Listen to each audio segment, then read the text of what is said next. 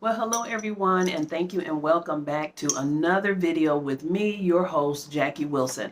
And what we're going to talk today about is boundaries. And when you think of boundaries, what are the first words that come to your mind?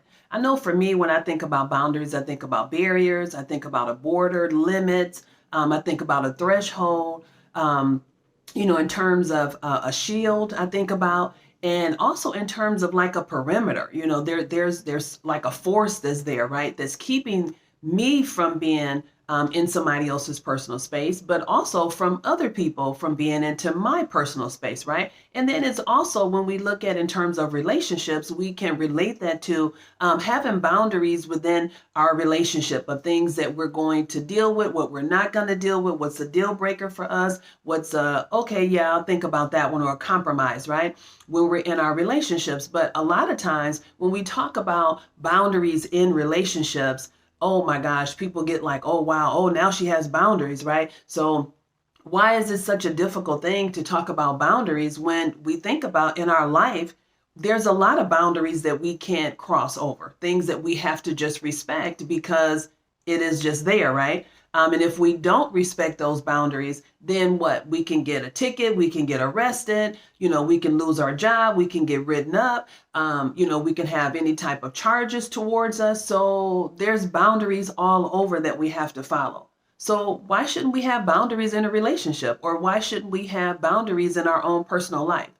But most times we're just looking at the boundary as outside forces, not anything internal or even within our own selves. Sometimes we don't even have our own personal boundaries. We're just kind of going through life, right?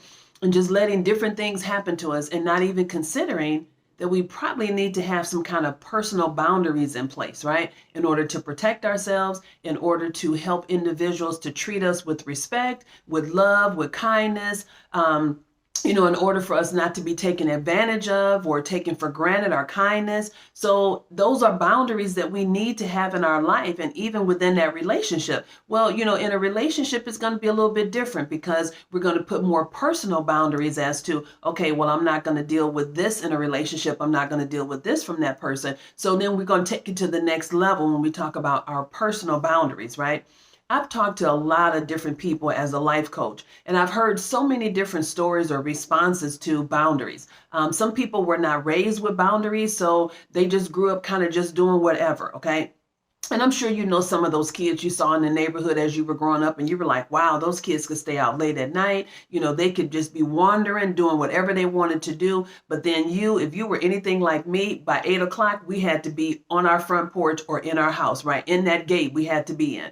By 8 o'clock, by the time the lights went on. So there's some kids that didn't grow up with structure. There's some kids that didn't grow up with boundaries or understanding what they are. And so as a result of not having that as a child, then they grow up as a teenager without having boundaries or restrictions or limits, right? Or not respecting the ones that are in place. And then they become, guess what? A young adult into a mature adult, right? Still with the same mindset because they weren't raised with those boundaries. They weren't raised with structure, with understanding and respecting personal boundaries. So they feel like whatever they want to do is whatever they want to do. Okay. They have the right to do whatever it is they want to do because it's them and they are able to do that. But they don't understand boundaries. They don't understand limits. They don't understand, respecting someone's space. But Lord behold, let someone get into their space and they're ready to go off on you, okay? Because they know their personal boundaries or their space. They want that to be respected, but they could care less about other people. And you grow up with a lot of times, a lot of those individuals that are like that usually are the narcissistic people. They grow up and they're abusers. Whether they're teens or as adults, they are abusers. Those are individuals that, and just be quite frankly with you, psychopaths and sociopaths. Those are individuals that just don't care. They're just going to do whatever they want to do. It's like the world revolves around them, okay? And they could care less about anybody else. So not to get off track, but just kind of sharing with you how that can take from one way and go into a whole nother level of disrespect for boundaries if a person is not taught how to respect somebody else's boundaries, okay? So the next time you're in a relationship and someone mentions to you about why do you have boundaries, or, we don't need boundaries in a relationship, just kind of relate this to them. There's all kinds of boundaries that we follow every day. When we think about the stoplight, there's no police around, but when we see that stoplight, we see that yellow light before it turns to red, majority of us are doing what? Preparing to stop. That is a boundary. That is a barrier. That is a line that's in place that we know that when we get to that stoplight, we have to stop, because if we don't, what's the possibility of happening? A crash from all four directions, right? Or maybe two directions, depending on how the intersection is. So we know that that's a barrier. We know that speeding is a barrier, right? We know that speeding is a boundary that we shouldn't cross.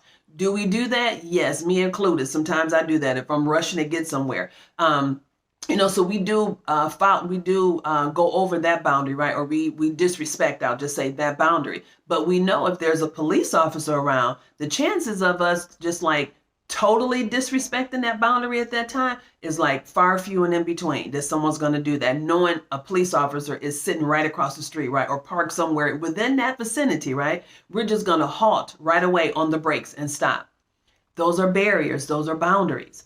Okay. Knowing that someone is married, and you know that even if they haven't told you, well, I'm not going to date you because I'm married, just the fact that that person being married is a boundary, could be a personal boundary for you to say, I'm not going to date somebody that's married. So you've already put up a personal boundary, right? That also goes with your beliefs. But there may be somebody else to say, well, to me, it doesn't matter. I would date that person, because I don't mind dating somebody that's married. I'm not trying to be in a long distance committed relationship, so it doesn't bother me.